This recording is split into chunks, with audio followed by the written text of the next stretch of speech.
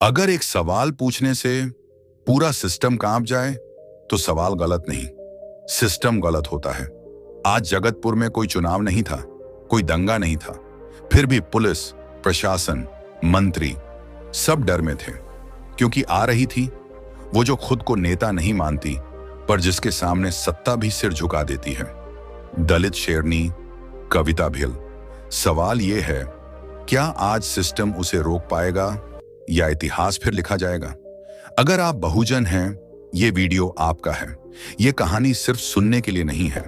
अगर आप चाहते हैं कि ऐसी आवाजें दबाई न जाएं, अगर आपको लगता है संविधान किताब नहीं हथियार है, तो अभी लाइक दबाइए, इस वीडियो को शेयर कीजिए, क्योंकि जब आवाजें अकेली पड़ती हैं तभी गोलियां चलती हैं। और सब्सक्राइब कर लीजिए, क्योंकि आगे जो होने वाला है वो सिर्फ कहानी नहीं, इतिहास का काला पन्ना है। जगतपुर आज अलग लग रहा था।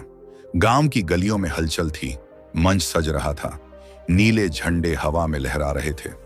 बहुजन संगठन के कार्यकर्ता एक दूसरे को निर्देश दे रहे थे। दीदी आती हैं तो भीड़ अपने आप उमड़ती है। आज का कार्यक्रम इतिहास बनेगा। आज कविता भील जगतपुर आ रही थी। वो नेता नहीं थी, खुद को नेता मानती भी नहीं थी, लेकिन जहां जाती थी वहां सत्ता सिर झुकाती थी। वो सिर्फ कविता भील नहीं है, वही कविता भील जिसने भरे मंच पर सांसद को थप्पड़ मारा। वही कविता भील जिसने गाजीपुर, सहारनपुर, चंदौली, दिल्ली और अमेरिका तक की सत्ता को हिलाया। वही कविता भील जिसके आने की खबर से सरकारों की नींद उड़ जाती है और फाइलों से ज्यादा पुलिस की गाड़ियां दौड़ने लगती हैं। वो खुद को नेता नहीं मानती, लेकिन उसके सामने नेता भी सोचकर बोलते हैं। बहुत कम लोग जानते हैं, कविता भील शेरनी बनने से पहले एक ऐसी बच्ची थी जिससे स्कूल में पानी का गिलास अलग रखा जाता था, जिसकी मां ने कहा था, बेटी ज्यादा मत बोलना, ये दुनिया सवाल पूछने वालों को कुचल देती है। आज वही बेटी पूरे सिस्टम से सवाल पूछ रही है। अचानक कैमरे चमके, कुछ बड़े मीडिया चैनलों के पत्रकार आ गए।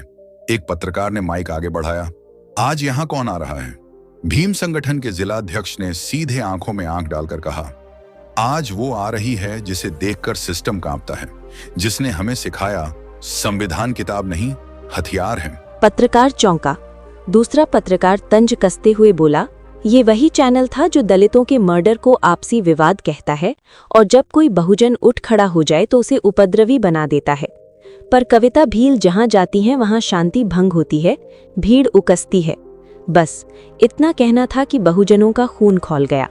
एक कार्यकर्ता आगे आया, आवाज कांप नहीं रही थी, गुस्सा बोल रहा था।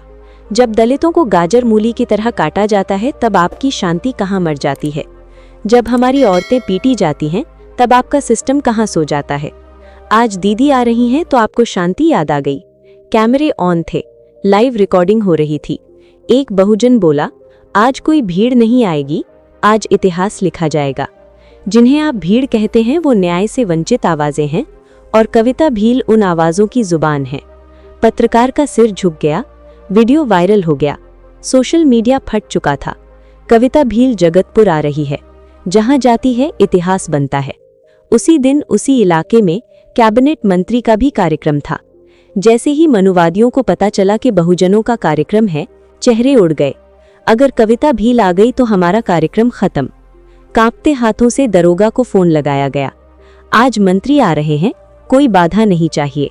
दरोगा बोला, सब ठीक रहेगा, पर एक दलितों का कार्यक्रम है। दरोगा चिल्लाया, हटवा दूंगा। कौन आ रहा है? कोई कविता भील। फोन हाथ से गिर गया। क्या कविता भील? उसके मुंह से निकला, ओ माय गॉड, आज ही आना था इसे। एक सवाल आपसे, जब एक दलित बेटी को रोकने के लिए पुलिस, डीएम, एसपी, मंत्री सब लग जाएं, जब 144 भी बेबस हो, तो बताइए क्या सिस्टम इस शेरनी को रोक पाएगा या आज इतिहास लिखा जाएगा? नीचे कमेंट में लिखो, संविधान जिंदाबाद। दरोगा का फोन कटते ही सीधे डीएम ऑफिस में घंटी बजी। दरोगा कांपती आवाज में, सर, जगतपुर में कविता भील आ रही हैं और आज मंत्री साहब भी। फोन के उस सिरे पर कुछ सेकंड सन्नाटा। डीएम की आवाज धीमी पड़ गई, क्या कविता भील जगतपुर? डीएम कुर्सी से उठ खड़ा हुआ, वहीं जहां मंत्री का कार्यक्रम है। दरोगा, जी सर। डीएम के हाथ से पेन गिर गया। ये कैसे होगा? अगर वो आई तो मंत्री के पास कौन रहेगा? दरोगा घबरा कर बोला, सर 144 लगा देते हैं, उसे रोक देते हैं। डीएम हंसा नहीं, डर गया। 144, वो उसे रोक पाएगी? वो हमें संविधान पढ़ा देगी। कमरे में एसपी और कमिश्नर भी पहुंच गए।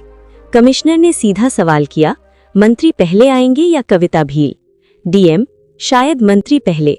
कमिश्नर ने ठंडी सांस ली, तो फिर एक ही रास्ता है, एसपी और डीएम एक साथ। क्या? कमिश्नर, नजर बंद। कमरा सन्न। एसपी धीरे से बोला, सर वो मानेगी? कमिश्नर ने सख्त लहजे में कहा, हर नेता डरता है।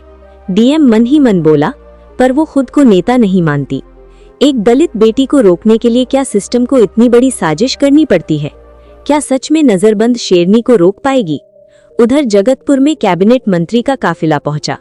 चारों तरफ पुलिस, बंदूकें, सुरक्षा घेरा।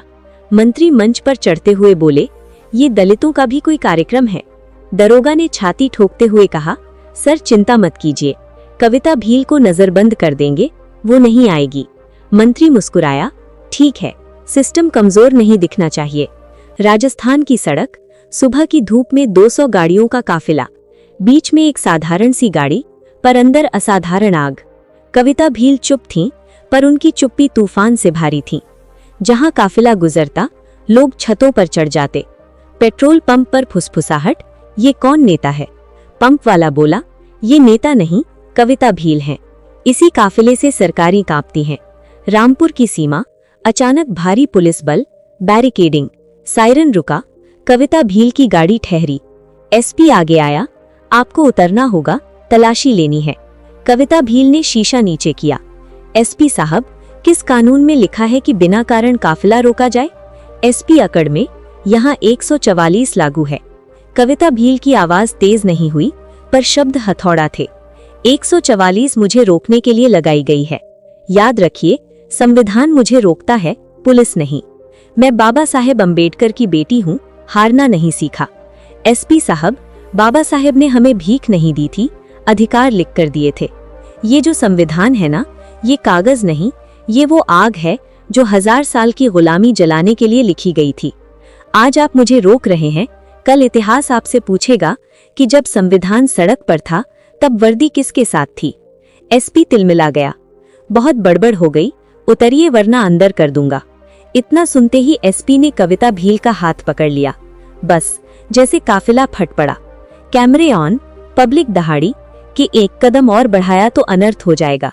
सोशल मीडिया पर ब्रेकिंग न्यूज, रामपुर पुलिस ने कविता भील को नजरबंद किया। सड़कें जाम, एक दलित लड़की एसपी की गाड़ी के आगे लेट गई। दीदी हमारी जान है, पहले हमें मारो। भीड़ उमड़ पड़ी, एसपी मजबूर हुआ। कविता भील गाड़ी से उतरी, माइक हाथ में लिया। साथियों, आज पुलिस ने हमें नजरबंद करने की कोशिश की। याद रखना, अगर एक कविता भील मरेगी तो हजारों कविता पैदा होंगी। भीड़ पागल, एसपी को सस्पेंड करो, नारी अपमान बंद करो।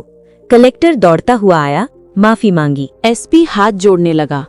कविता भील बोली, मैं छोड़ सकती हूँ, पर हमारा परिवार नहीं छोड़ेगा। रामपुर से निकलते समय 200 नहीं 300 गाड़ियां। सोशल मीडिया चीख रहा था, पुलिस भी नहीं रोक पाई। जगतपुर प्रशासन के पसीने छूट गए।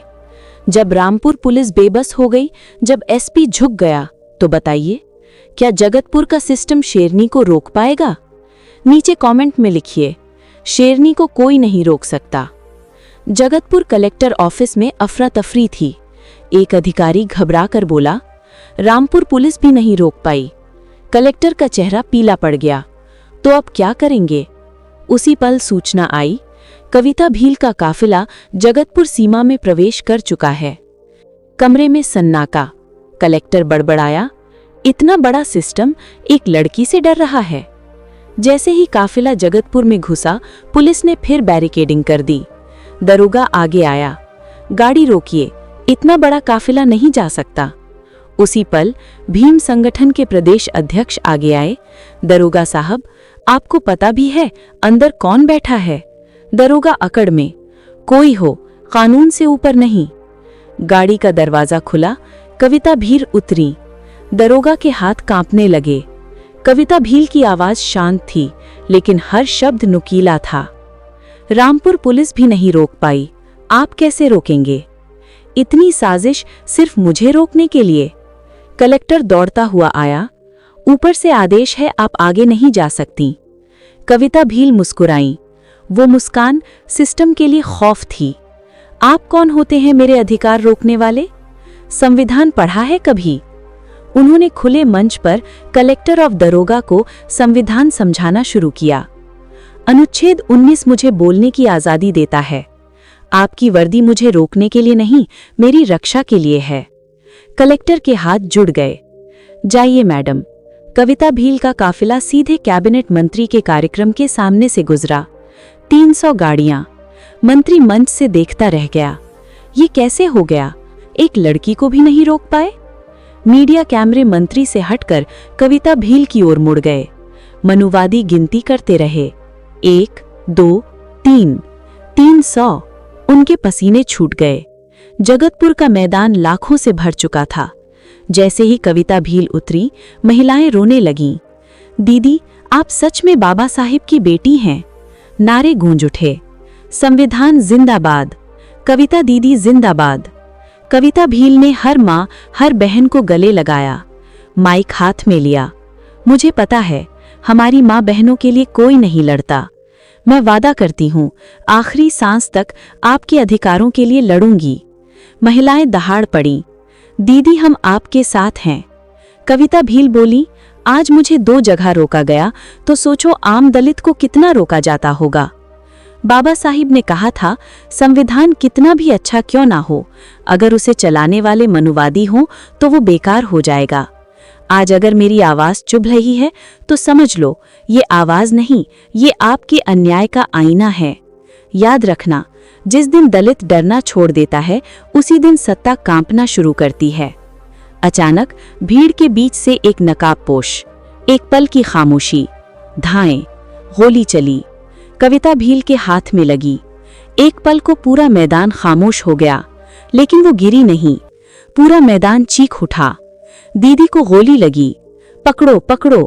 अफरा तफरी। पुलिस जड़। कविता भील को तुरंत अस्पताल ले जाया गया। सोशल मीडिया फट गया। पुलिस के बीच कविता भील पर फायरिंग। पूरे भारत में सड़कें जाम। वकील, संगठन, महिलाएं सब सड़क पर। नारे, अगर दीदी को कुछ हुआ तो भारत जलेगा। डीएम बयान देता रहा, जांच चल रही है। जनता दहाड़ती रही। ये अपमान का बदला है। पुलिस क्यों चुप थी? डॉक्टर बाहर आया। भीड़ की सांसें थम गईं। डॉक्टर बोला, गोली खतरनाक जगह लगी है, हालत गंभीर है। अगर 10 मिनट और देर होती तो। डॉक्टर रुक गया। पूरा अस्पताल सन्न। अभी कुछ कहना जल्दबाजी होगी, पर यह सिर्फ गोली नहीं थी, ये इरादे से चलाई गई थी। कैमरा अस्पताल के दरवाजे पर रुक जाता है। क्या कविता भील बचेगी? क्या गोली सिर्फ एक हादसा थी या साजिश? क्या शेरनी फिर उठेगी या ये संघर्ष एक नई क्रांति को जन्म देगा? एपिसोड 2 में सब उजागर होगा।